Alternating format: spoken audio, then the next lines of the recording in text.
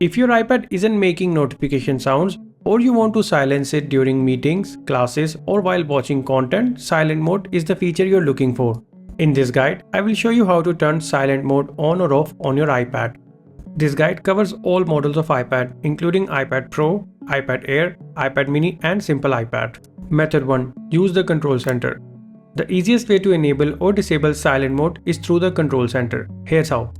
Swipe down from the top right corner of the screen to open the control center. Look for the bell icon. Tap the bell once to turn silent mode on. Tap it once again to turn it off. When silent mode is enabled, notification sounds, alerts, and incoming FaceTime ringtones will be muted, although alarms will still sound. If you don't see the silent mode button in your control center, simply long press anywhere, then tap on Add a Control option. Then from the Controls menu, find and add the silent mode button. In the method 2, you can toggle silent mode on and off from the Settings app. To do this, open the Settings app.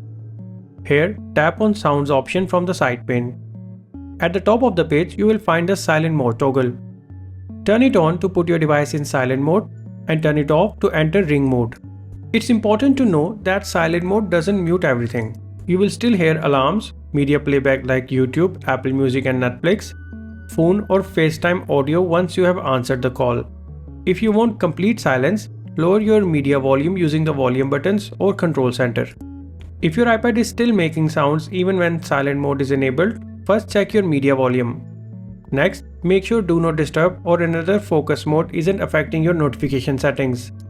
If notification sounds still aren't behaving correctly, open the Settings app, tap on Sounds, verify that notification volume is turned up, restart your iPad, and update to the latest version of iPadOS.